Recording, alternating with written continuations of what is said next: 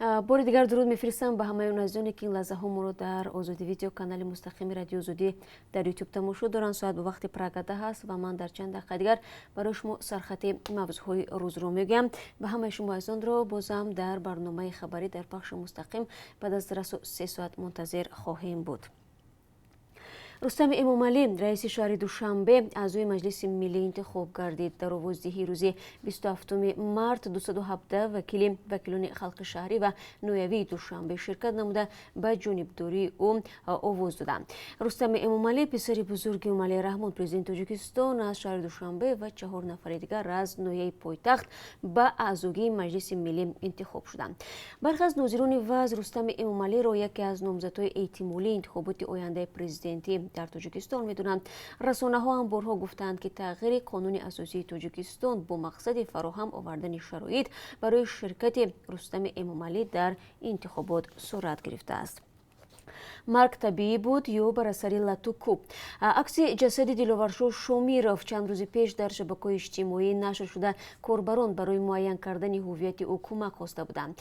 رئیست کارهای داخلی بدن در یک خبرنامه گفت که هویت این جوان را معلوم کردند و مرگ او بر اثر بیماریش بوده است. ولی پیوندان دلاور 27 ساله ادعا دارند که او را همکارش تا مردن لطو کرده است و گویا فردی گمانبر الکی دستگیر شده است. همکاران ما جزئیات این قضیه را تحقیق دارند و در برنامه خبری پیشنهاد شما خواهند کرد. ازبکستان اعلان نمود که یک نفر بر اثر بیماری کرونا ویروس در این کشور جان باخته است.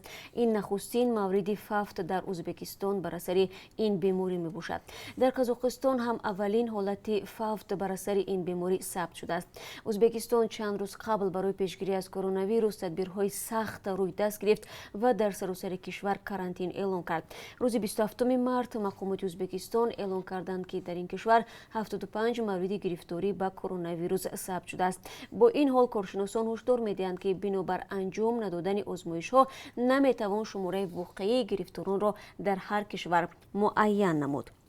در برنامه امروزه خبری از آن خواهیم گفت که چگونه مرزهای بسته وضع مهاجرانی را که در بازداشتگاه‌های موقتی روسیه قرار دارند بد کرده است. این مهاجران که میبایست به وطن اخراج شوند حالا معلوم نیست که تا کی باید در این مؤسسه ها بمانند.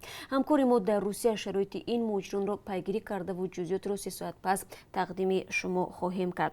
و اگر برنامه امروز را تماشا کنید خواهید دید که چگونه پلیس در هندوستان آنهایی را که طلبات کارانتینی را رعایت نمی‌کنند با مشت و لغت تربیت میکنند و همچنین کلتک میزنند. مقامات حفظی حقوق و ترتیبات در سراسر کشور پاسگاه‌ها را بنیاد نموده به استثنای افراد مشغول با کارهای نیاز اولیه به رفت آمد مردم راه نمیدهد.